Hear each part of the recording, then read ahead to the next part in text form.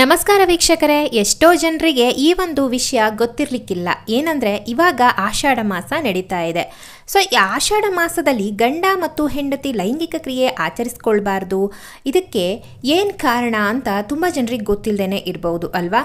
ಹಾಗಾದರೆ ನಿಮಗೆ ಆ ಒಂದು ಸಂದೇಹನ ಈ ಒಂದು ವಿಡಿಯೋ ನೋಡೋದರ ಮೂಲಕ ಬಗೆಹರಿಯುತ್ತೆ. ಖಂಡಿತವಾಗ್ಲೂ ಈ ವಿಡಿಯೋನ ಪೂರ್ತಿಯಾಗಿ ನೋಡಿ. ಇದಕ್ಕೆ ಒಂದು ನಿರ್ದಿಷ್ಟವಾದ ಕಾರಣ ಇದೆ. ಹಾಗೆ ಹಿಂದಿನವರು ಎಷ್ಟೋ ಒಂದು ವಿಚಾರಗಳನ್ನು ಕಾರಣ ಇಲ್ಲದೆ ಅವರು ಮಾಡಿರಲಿಲ್ಲ.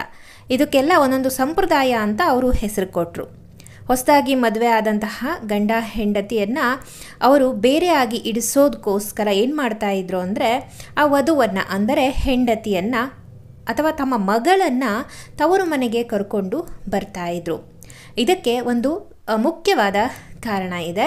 ಅದೇನು ಅಂತ ಈ ವಿಡಿಯೋದಲ್ಲಿ ತಿಳಿಸ್ಕೊಡ್ತೇನೆ. ಹಾಗೆ ವಿಡಿಯೋನ ಪೂರ್ತಿಯಾಗಿ ನೋಡಿ. ಈ ರೀತಿಯ ಮಾಹಿತಿಯುಕ್ತ ವಿಡಿಯೋಗಾಗಿ ನಮ್ಮ ಯೂಟ್ಯೂಬ್ ಚಾನಲ್ ಇನ್ಫೋಸಿಸ್ ಮತ್ತು ಫೇಸ್ಬುಕ್ ಪೇಜ್ ವೇಣುಜ್ಯೋತಿ ಹಾಗೂ ಇನ್ಸ್ಟಾಗ್ರಾಮನ್ನು ಫಾಲೋ ಮಾಡಿ. ಈ ವಿಡಿಯೋ ಇಷ್ಟ ಆದರೆ ಲೈಕ್ ಮಾಡಿ, ಹಾಗೆ ಎಲ್ರಿಗೂ ಕೂಡ ಶೇರ್ ಮಾಡಿ. ಆಷಾಢ ಮಾಸದಲ್ಲಿ ಗಂಡ ಮತ್ತು ಹೆಂಡತಿ ಲೈಂಗಿಕ ಕ್ರಿಯೆ ಆಚರಿಸಿಕೊಳ್ಳಬಾರ್ದು ಎನ್ನುವುದಕ್ಕೆ ಇದೊಂದು ವೈಜ್ಞಾನಿಕ ಕಾರಣ ಅಂತಲೇ ಹೇಳ್ಬೋದು. ಈ ತಿಂಗಳಲ್ಲಿ ಕೂಡಿಕೆ ಫಲಪ್ರದವಾಗಿ ಹೆಂಡತಿ ಗರ್ಭ ಧರಿಸಿದ್ರೆ ಮುಂದೆ ಪ್ರಸವವಾಗುವುದು ಅಂದರೆ ಹೆರಿಗೆ ಆಗುವುದು ಬೇಸಿಗೆ ಏಪ್ರಿಲ್ ಮತ್ತು ಮೇ ತಿಂಗಳಲ್ಲಿ. ಹಸಿ ಬಾಣಂತಿ ಹೀಟ್ ಪದಾರ್ಥಗಳನ್ನು ಅಂದರೆ ಉಷ್ಣಯುಕ್ತ ಆಹಾರಗಳನ್ನು ಅವಳು ಸೇವಿಸ್ತಾ ಇರ್ತಾಳೆ. ಬಾಣಂತಿಗೆ ಸಾಮಾನ್ಯವಾಗಿ ಹೀಟ್ ಪದಾರ್ಥಗಳನ್ನು ಕೊಡ್ತಾರೆ ಅಲ್ವಾ?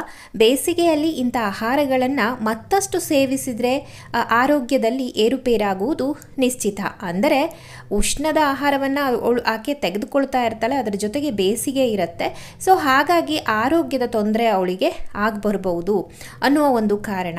ಅಲ್ಲದೆ ಕೂಸಿನ ಮೇಲೆಯೂ ಇದು ದುಷ್ಪರಿಣಾಮ ಬೀರಬಹುದು. ಅಂದರೆ ಮಗುವಿನ ಮೇಲೆ ಕೂಡ ಇದೊಂದು ಪರಿಣಾಮ ಆಗಬಹುದು. ಅಂದರೆ ಆರೋಗ್ಯದಲ್ಲಿ ಆ ಮಗುವಿಗೂ ಕೂಡ ಏರುಪೇರು ಆಗಬಹುದು.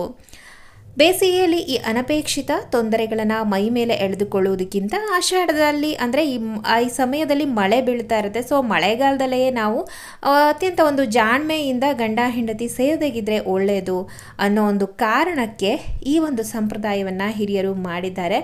ಅಷ್ಟು ಮಾತ್ರವಲ್ಲ, ಈ ಬೇಸಿಗೆಯಲ್ಲಿ ಏನಾಗುತ್ತೆ ಅಂದರೆ ಸಿಡುಬು, ದಡಾರ ಮುಂತಾದ ಕಾಯಿಲೆಗಳೆಲ್ಲ ಕಾಣಿಸ್ಕೊಳ್ಳುತ್ತೆ. ಸೊ ಇದನ್ನು ವೈದ್ಯರು ಕೂಡ ಹೇಳ್ತಾರೆ, ನೀವು ಕೂಡ ಕೇಳಿಸ್ಕೊಂಡಿರ್ಬೋದು ಅಲ್ವಾ? ಆ ಕಾರಣಕ್ಕಾಗಿಯೇ ಮಕ್ಕಳಿಗೆ ಇದು ಬೇಗನೆ ಅಟ್ಯಾಕ್ ಆಗುತ್ತೆ. ಸೊ ಹಾಗಾಗಿ ಈ ಒಂದು ಸಂಪ್ರದಾಯವನ್ನು ಹಿಂದೆ ಮಾಡ್ಕೊಂಡು ಬಂದಿದ್ದಾರೆ.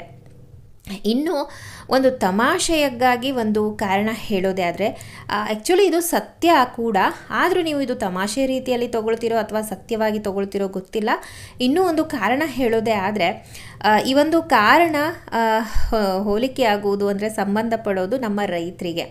ಅಂದರೆ ಮಳೆಗಾಲದಲ್ಲಿ ಮೊಳಕಾಲುದ್ದ ಕೆಸರಲ್ಲಿ ಕಾಲು ಹುದುಗಿಸಿ ನಮ್ಮ ದೇಶಕ್ಕಾಗಿ ದುಡಿದು ಅನ್ನ ನೀಡುವ ನಮ್ಮ ಹೆಮ್ಮೆಯ ರೈತರಿಗೆ ಈ ಒಂದು ಕಾರಣ ಅನ್ವಯ ಆಗತ್ತೆ ಅಂತಲೇ ಹೇಳ್ಬೋದು. ಇದೊಂದು ತಮಾಷೆಗಾಗಿ ತಗೊಳ್ಳಿ ಅಥವಾ ನೀವು ಇದನ್ನು ನಿಜ ಅಂತ ಕೂಡ ತಗೊಂಡ್ರೂ ತಪ್ಪೇನೂ ಇಲ್ಲ.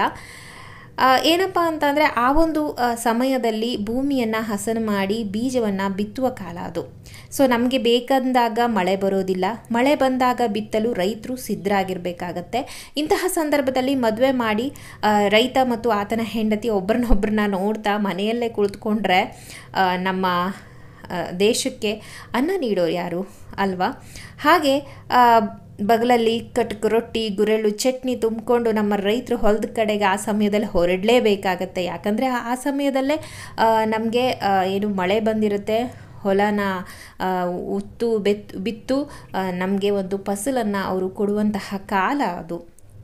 ಸೊ ಹಾಗಾಗಿ ಈ ಒಂದು ಕಾಲದಲ್ಲಿ ಏಕಾಗ್ರತೆಯನ್ನು ಕಳೆದುಕೊಂಡು ನಮ್ಮ ರೈತರು ಮೈಮರೆತುಬಿಟ್ರೆ ಇಡೀ ವರ್ಷ ಅರೆಹೊಟ್ಟೆ ಗ್ಯಾರಂಟಿ ಅನ್ನುವಂಥ ಕಾರಣದಿಂದ ಕೂಡ ಹಿರಿಯರು ಈ ಒಂದು ಸಂಪ್ರದಾಯವನ್ನು ಮಾಡಿದರು. ಯಾಕಂದರೆ ಈ ಶಾಸ್ತ್ರ ಸಂಪ್ರದಾಯಗಳೆಲ್ಲವ ಸಾಮಾನ್ಯವಾಗಿ ಈ ರೈತರು ಒಂದು ಭಾರಿ ತುಂಬಾ ಚೆನ್ನಾಗಿ ಅವರು ಆಚರಿಸ್ಕೊಂಡು ಬರ್ತಾರೆ. ಹಾಗಾಗಿ ಈ ಸಂಪ್ರದಾಯ ಕೂಡ ಅಂಥವರ ಮನೆಯಲ್ಲಿ ಈಗಲೂ ಕೂಡ ಅದು ನಡೆದುಕೊಂಡು ಬಂದಿದೆ ಅಂದರೆ ಏನೂ ಆಶ್ಚರ್ಯನೇ ಇಲ್ಲ. ನಿಮಗೂ ಕೂಡ ಕೆಲವೊಬ್ಬರಿಗೆ ಗೊತ್ತಿರ್ಬೋದು, ಕೆಲವೊಬ್ಬರ ಮನೆಯಲ್ಲಿ ಇಂಥ ಸಂಪ್ರದಾಯ ಇದ್ದರೆ ಖಂಡಿತವಾಗ್ಲೂ ಕಮೆಂಟ್ ಮಾಡಿ ತಿಳಿಸಿ. ಆಷಾಢ ಮಾಸದಲ್ಲಿ ಇಂತಹ ಸಂಪ್ರದಾಯ ಇದೆಯಾ ಇಲ್ವಾ ಅಂತ ಹೇಳಿ. ಮತ್ತು ಅದ್ರ ಜೊತೆಗೆ ನಿಮಗೂ ಇನ್ನೂ ಏನಾದರೂ ಹೆಚ್ಚಿನ ಕಾರಣ ಗೊತ್ತಿದ್ರೆ ಅದನ್ನು ಕೂಡ ಕಮೆಂಟ್ ಮಾಡಿ ತಿಳಿಸಿ, ನಾವು ಕೂಡ ತಿಳಿದುಕೊಳ್ತೇವೆ. ಓಕೆ, ಹಾಗಾದರೆ ಆಷಾಢ ಮಾಸದಲ್ಲಿ ಈ ಒಂದು ಕಾರಣಕ್ಕಾಗಿ ಮುಖ್ಯವಾದಂತಹ ಒಂದು ಕಾರಣ ಇದು. ಈ ಕಾರಣಕ್ಕಾಗಿ ಗಂಡ ಹೆಂಡತಿಯನ್ನು ಇಲ್ಲಿ ಸೇರೋಕೆ ಬಿಡ್ತಾ ಇರಲಿಲ್ಲ. ಆ ಒಂದು ನೆಪದಿಂದ ಅಂತ ಹೇಳ್ಬೋದು, ಹೆಂಡತಿಯನ್ನು ತವರು ಮನೆಗೆ ಕಳಿಸ್ಕೊಡ್ತಾ ಇದ್ರು, ಸೊಸೆಯನ್ನು ತವರು ಮನೆಗೆ ಕಳಿಸ್ಕೊಡ್ತಾ ಇದ್ರು, ತಾಯಿ ಮನೆಗೆ ಆಕೆ ಹೋಗ್ತಾ ಇದ್ರು. ಓಕೆ, ಇವತ್ತಿನ ವಿಡಿಯೋ ನಿಮಗೆ ಯೂಸ್ಫುಲ್ ಆದರೆ ಈ ವಿಡಿಯೋಗೆ ಒಂದು ಲೈಕ್ ಮಾಡಿ, ಎಲ್ರಿಗೂ ಕೂಡ ಶೇರ್ ಮಾಡಿ. ಮುಂದಿನ ಇನ್ನೊಂದು ಉಪಯುಕ್ತ ಮಾಹಿತಿಯೊಂದಿಗೆ ಸಿಗ್ತೇನೆ. ಧನ್ಯವಾದಗಳು.